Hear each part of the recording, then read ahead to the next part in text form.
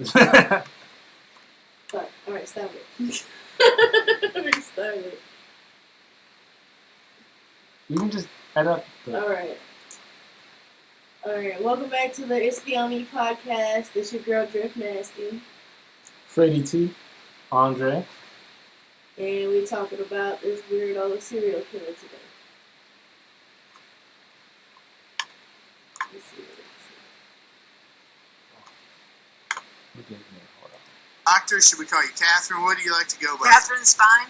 I'll call me Catherine. Dr. Catherine Ramsland, an expert in serial killers who teaches at DeSales University in Pennsylvania.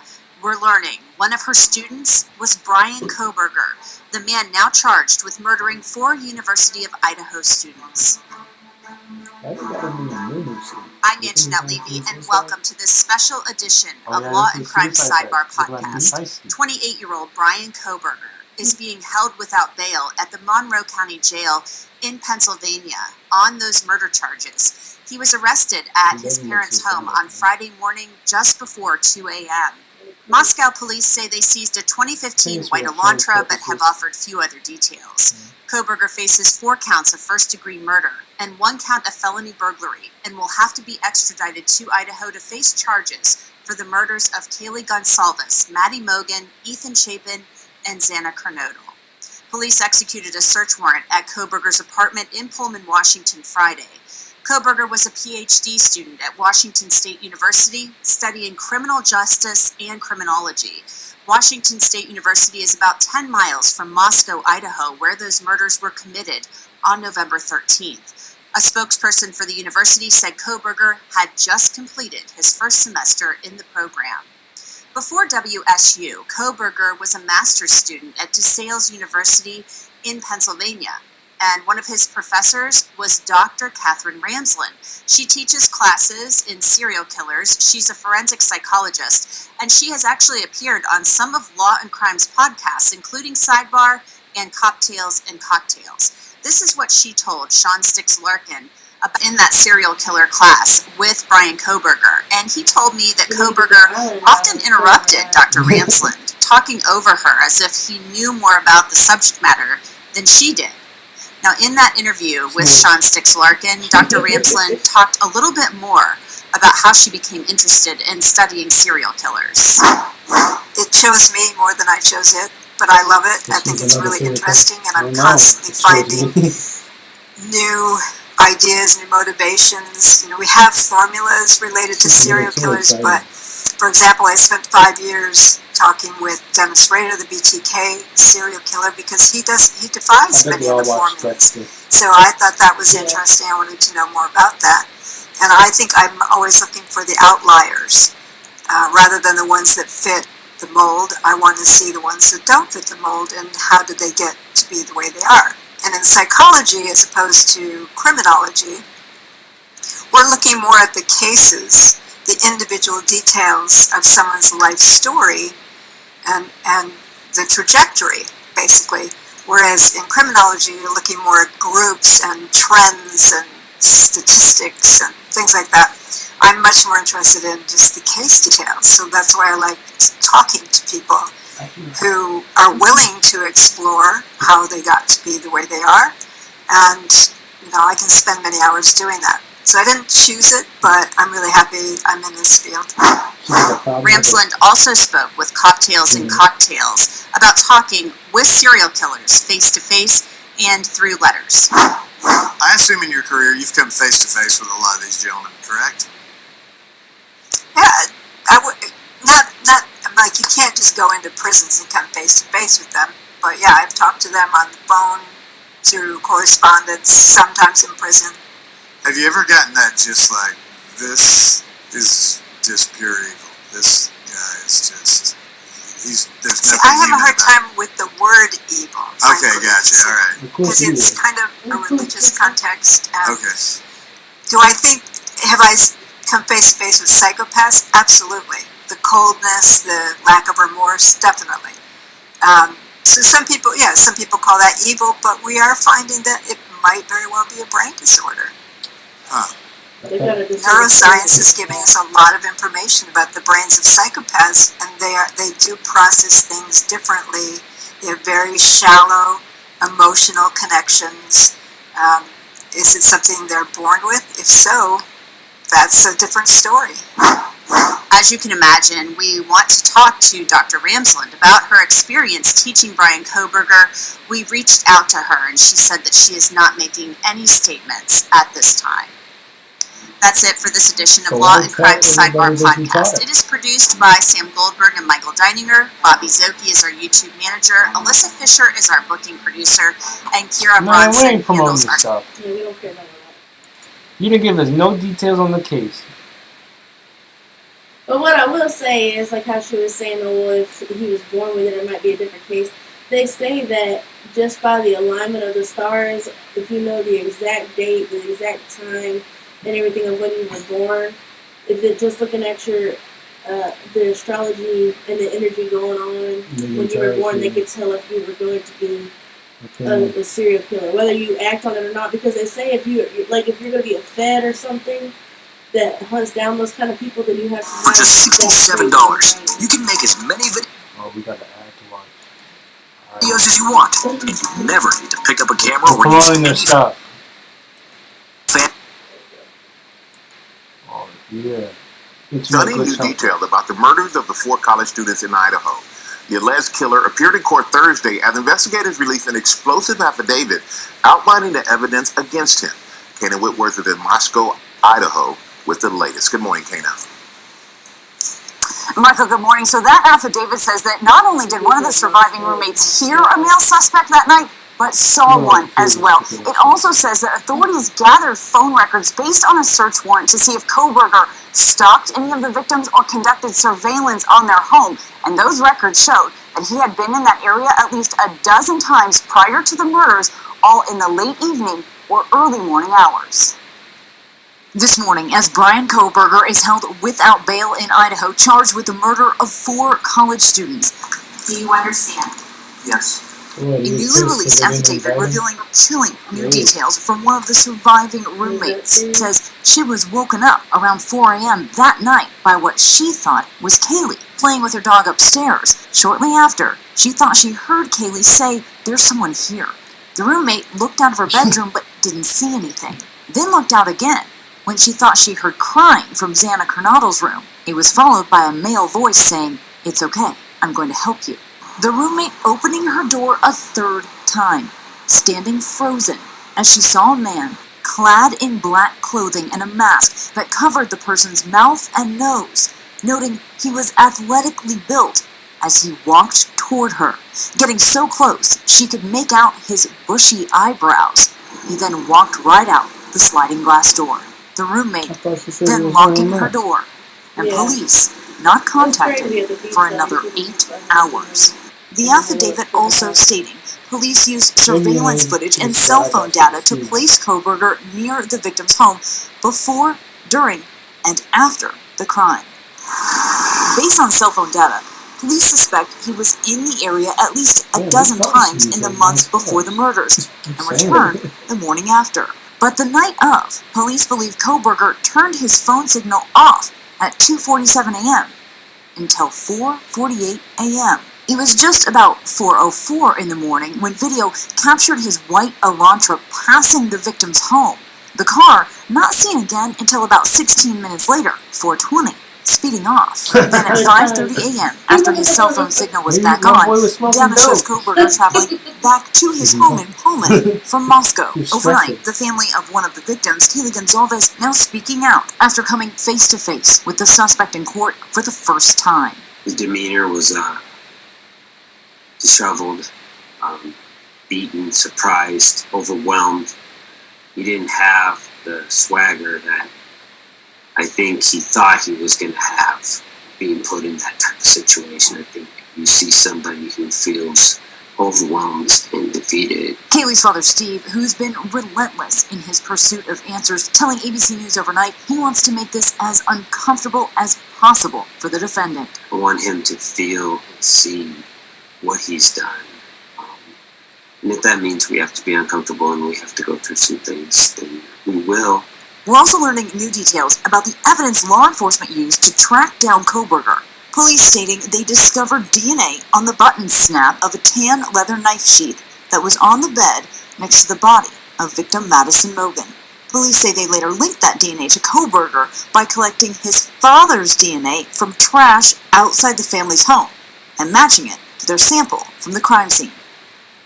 Now, Kohberger did not enter a plea yesterday. He does maintain his innocence. He has a status hearing set for next week, and you guys, that will happen the day after classes resume here at the University of Idaho. Okay, Kanan, thank you so much for that. Let's bring in ABC News Chief Legal Analyst Dan Abrams and ABC News contributor and former FBI agent Brad Garrett.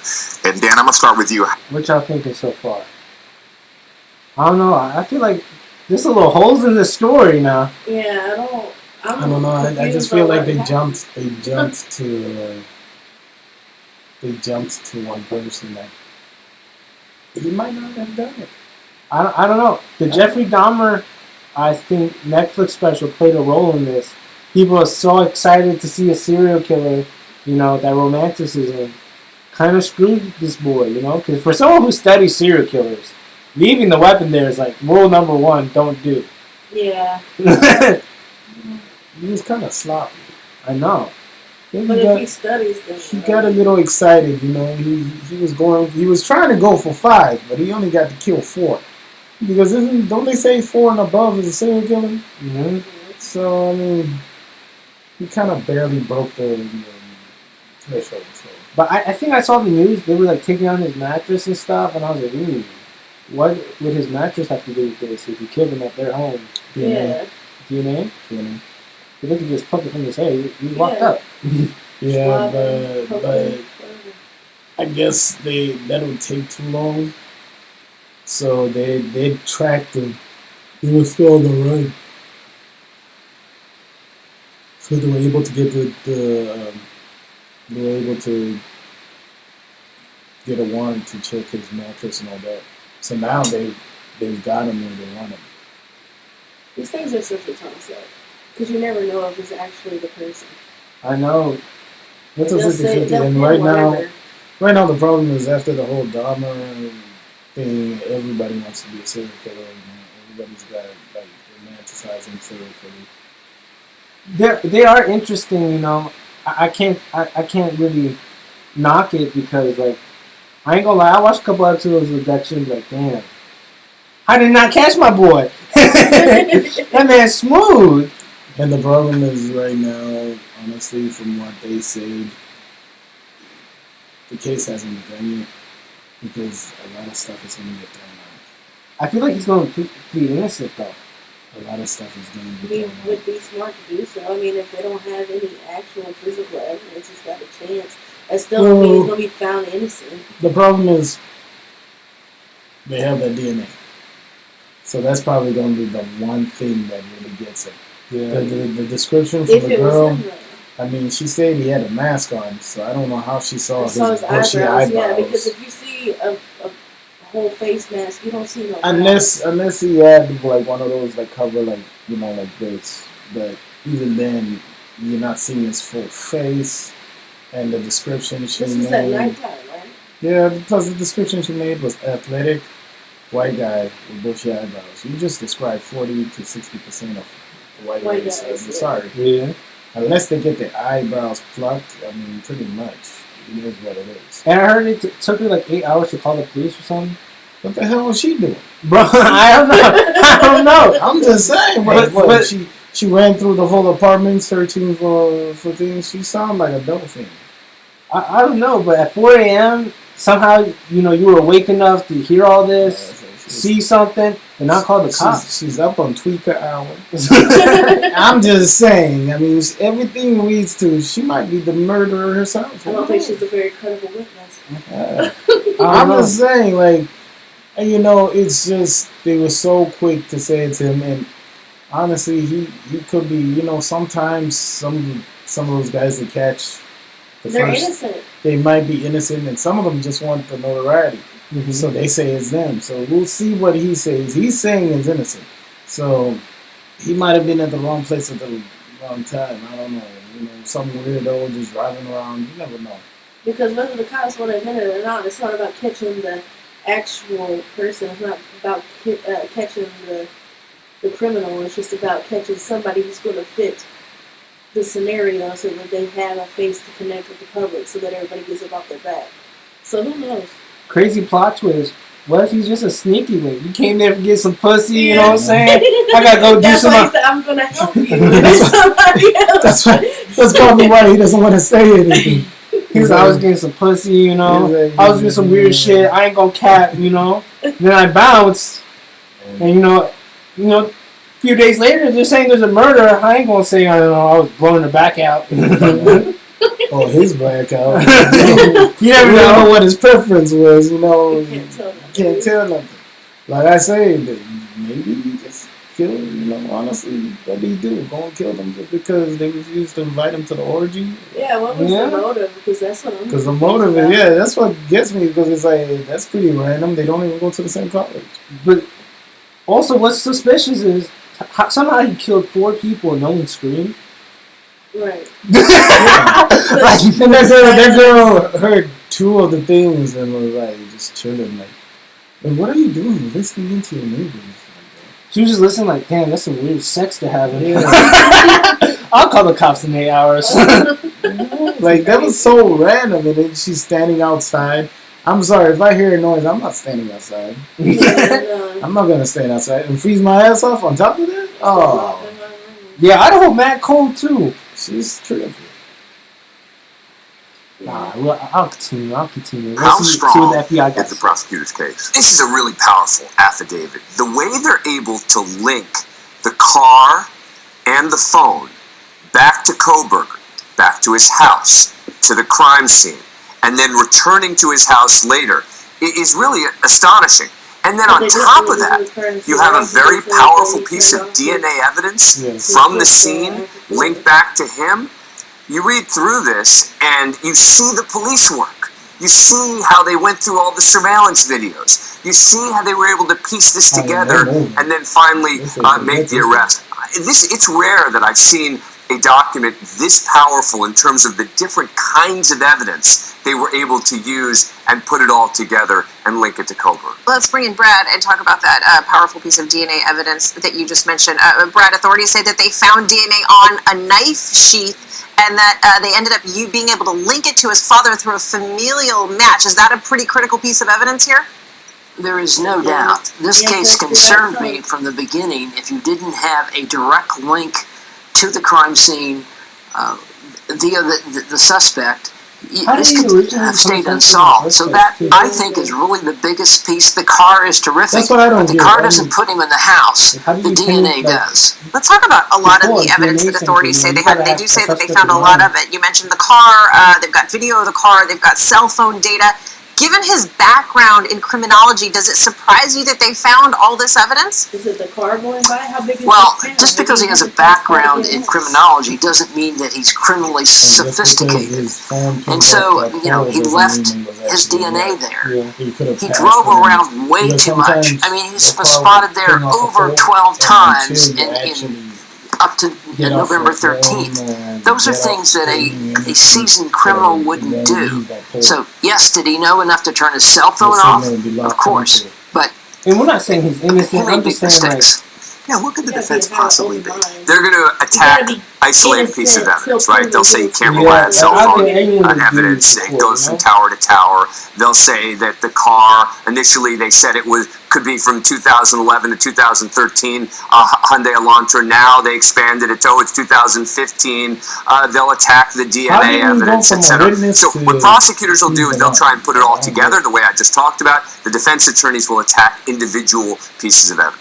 And Brad, I want to ask you, police records say, they showed his cell phone was in that area around the victim's home at least 12 times, as you said a little bit earlier, at least on around 12 occasions, over the span of several months before the murders happened. What does that tell you? It tells you that he's building up to do it. He's doing surveillance to decide who's in the house, when they're in the house. This is a guy that planned this murder, I think that's probably fantasy-driven, for months, until he finally got up enough nerve on November 13th to do it. Is this heading for a plea, Dan? I don't know. I mean, I think he may take this to trial.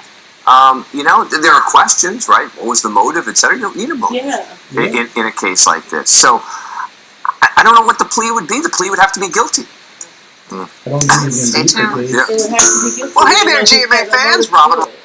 Well, it seems like the public has already made up his mind. He's the guy, but I have some doubts. Like, I just have some doubts. Like, I just still don't understand how he became a suspect. Suspect number one. Mm-hmm. Like, they went from no suspects to him. I mean, for a guy who studied criminology and serial killers, he really did a crappy job of covering up his crime. Yeah. And one thing I don't like is I saw on the news, like, they were bringing up his old classmates, and they were like, yeah, he was weird. And, like, they were just talking shit about him. I was like, damn. My problem was, why didn't you kill that girl? I'm saying. You left her just lost. Supposedly she come out and seen him and and was looking right at her, but he didn't kill you. He left her with. That don't even make sense. You didn't even hit him with the. Who are you? She just sat there and I spoke seen on a eyebrows cigarette. in the back of my neck and waited 8 hours to call the police. That makes no sense. And all these teenagers got their phones, couldn't call 911, couldn't take a picture. Just watched them walk past her like, what the hell is wrong with that lady? Don't ask no questions. Like, hey, say hi. Yeah, they definitely got to fill in a lot of blame because it don't make no sense right now. Not to me. Are they sure she didn't take part in it? I don't know. It's very weird that you have a witness there, someone who was awake at 4 a.m. for some reason, didn't hear screaming somehow, but 4 people were stabbed. That's some work, all right? Killing 4 people is some work. But I don't even know how the bodies were found, really. Yeah, I mean, did she find them? Why wasn't she looked at as a suspect for being the first person to see them and being awake at the time of the crime? The only person in the house not killed. I mean, that sounds good to me. Right? Hey, that's why you gotta be careful of your roommates now. You gotta put the toilet seat down. They might just wake up one day and start murking you and blame you on the creepy kid in the back of the classroom. I mean, that's a good plan, though. If she did do it, she's top G for that. she top G for that. I'm just saying, I just find the whole case confusing right now. Well, maybe, as the case goes on, we'll see. Hopefully he takes it to trial. It sounds like he is. I mean, he looks like he might. Yeah. I mean, I feel for the families, but at the same time, it's just a little too early for us to be like, oh, he did it. Mm-hmm. Yeah, this country got a bad habit of finding people guilty until proven innocent. It's not supposed to be like that. Yeah. Well, that's it until we hear more. Yep, I'll keep y'all posted on it. See how it goes. I kind of hope he's innocent. I hope it was a booty call. I'm hoping it's a booty call. It smells like booty call territory. They didn't find a body 8 hours. You don't know if the boy did it or not. Come on, he gotta just been getting some. Meow. Exactly. Well, thank you for tuning in to this Beyond Me podcast, and we'll see y'all later. And it's Beyond Me for real.